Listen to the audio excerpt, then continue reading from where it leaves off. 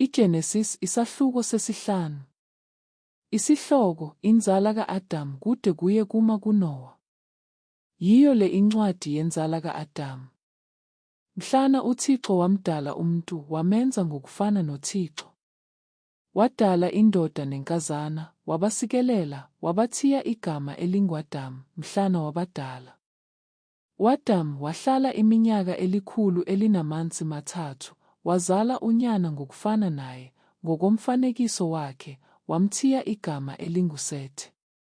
Imihla ka-Adamu emveni kokuzala kwakhe uSethi yaba yiminyaka 800, wazala onyana nentombi. Yonke imihla ka-Adamu awahlala ngayo yaba yiminyaka 993, wafa-ke. USethi wahlala iminyaka 105, wazala u-Enoshe. USethi wahlala emveni kokuzala kwakhe u-Enoshe iminyaka 807, wazala onyana nentombi. Yonke imihla kaSethi yaba yiminyaka 912, wafa-ke. U-Enoshe wahlala iminyaka 90, wazala uKenani. U-Enoshe wahlala emveni kokuzala kwakhe uKenani iminyaka 815, wazala onyana nentombi. Yonke imihla ka-Enoshe yaba yiminyaka 905, wafa-ke. UKenani wahlala iminyaka 70, wazala uMahalaleli.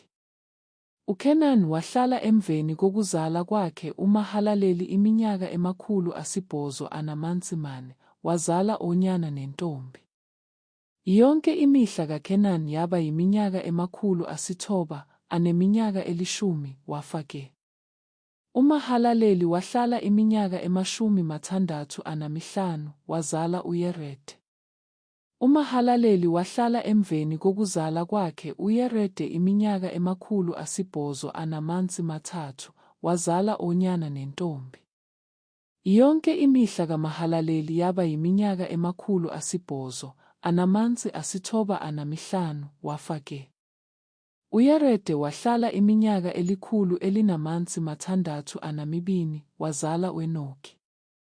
UYerede wahlala emveni kokuzala kwakhe u-Enoki iminyaka 800, wazala onyana nentombi. Yonke imihla kaYerede yaba yiminyaka 962, wafa-ke. U-Enoki wahlala iminyaka 65, wazala uMethusela. U-Enoki wahamba noThixo emveni kokuzala kwakhe uMethusela iminyaka 300, wazala onyana nentombi. Yonke imihla ka-Enoki yaba yiminyaka 365. U-Enoki wahamba noThixo akabakho ngokuba uThixo wamthabatha.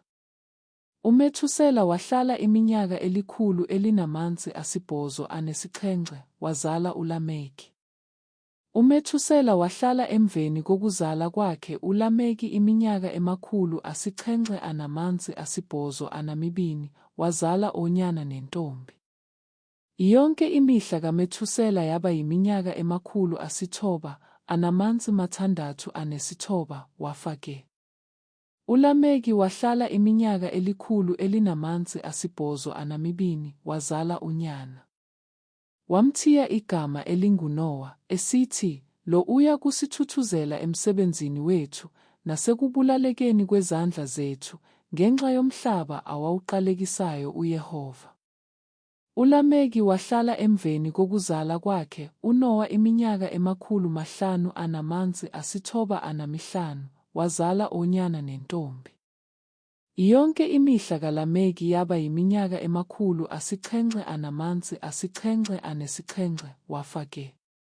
Ke uNowa ebeminyaka 500 ezelwe, uNowa wazala oShem noHam noYafethe.